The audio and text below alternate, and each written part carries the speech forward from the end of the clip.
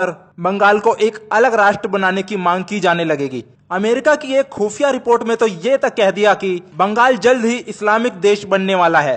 बंगाल में हिंदुओं के खिलाफ हिंसा बढ़ती ही जा रही है और वोट बैंक के चक्कर में तुष्टीकरण की अंधी दौड़ में लगी ममता बनर्जी के कान पर जूं तक नहीं रेंग रही है। अभी अभी मिल रही ताजा खबर कोलकाता के कोसीपोर इलाके की है, जहां सर्व मंगला घाट के पास बने मंदिर में अवैध बांग्लादेशी घुसपैठियों की भीड़ ने हमला कर दिया। उसके बाद जो हुआ उसे देखकर आपका खून खौल जाएगा। आप सभी जानते हैं भारत में पहले ही धर्म के आधार पर बंटवारा हो चुका है, मगर अब ममता का बंगाल एक बार फिर उसी रास्ते पर चल पड़ा है। 4 नवंबर के दिन कोलकाता के सर्व मंगला घाट के पास बने मंदिर में हिंदू श्रद्धालु दर्शन कर रहे थे कि तभी अवैध बांग्लादेशी घुसपैठियों की भीड़ मंदिर के अंदर घुस गई और श्रद्धालुओं पर भयानक हमला कर दिया।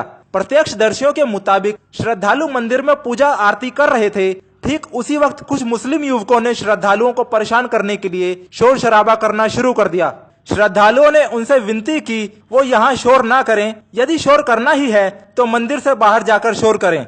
इतना सुनने के बाद ये बांग्लादेशी युवक वहां से चले गए और थोड़ी देर में बड़ी भीड़ लेकर वापस आए और मंदिर में घुस गए और उसके बाद इन सब ने मिलकर वहां मौजूद सभी श्रद्धालुओं की जमकर पिटाई की।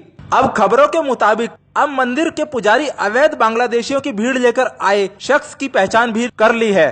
पुजारी के मुताबिक मंदिर में कलाम नाम का स्थानीय नेता मुस्लिमों की भीड़ लेकर वहां आया था और इन सभी ने मिलकर वहां मौजूद श्रद्धालुओं की खूब पिटाई की जो मंदिर में दर्शन करने के लिए आए थे।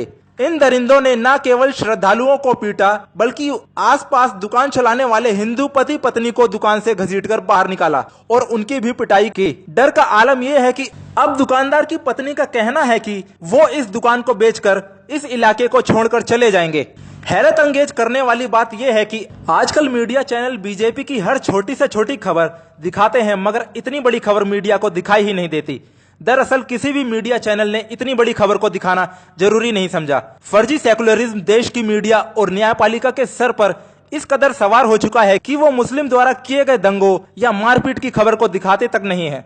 न्यायपालिका को अवैध घुसपैठियों से इस कदर ममता है कि वो भारत सरकार व खुफिया एजेंसियों तक की सुन नहीं रहे हैं। ऐसे में बड़ा सवाल ये है कि आखिर भारत को कितनी बार धर्म के आधार पर विभाजित होना पड़ेगा। पाकिस्तान व बांग्लादेश जैसे देश के बाद कश्मीर में कत्लेआम करके पहले ही हिंदुओं को खदेड़ा जा चुका है। अब वास्तविक तौर पर देखा जाए तो बंगाल और केरल में भी यही हाल है। देश के 8 राज्यों में अवैध धर्म परिवर्तन के चलते हिंदू अल्पसंख्यक हो चुके हैं, मगर फिर भी मीडिया से लेकर न्यायपालिका व वोट के भूखे कुछ नेता देश के टुकड़े करने पर आमादा हो चुके हैं। मुसीबत वाली बात यह है कि बंगाल में केंद्र सरकार चाह कर भी राष्ट्रपति शासन नहीं लगा सकती, क्योंकि इसका कोई फायदा नजर ही नहीं आ रहा। यदि राष्ट्रपति शासन लगा भी दिया तो 2-4 महीनों के बाद फिर वहां पर चुनाव होगा और फिर से वहां मौजूद लोग तृणमूल सरकार को ही वोट देने आएंगे और खबर बन जाएगी कि मोदी ने थोपा राष्ट्रपति शासन, जनता ने दिया मोदी को जवाब।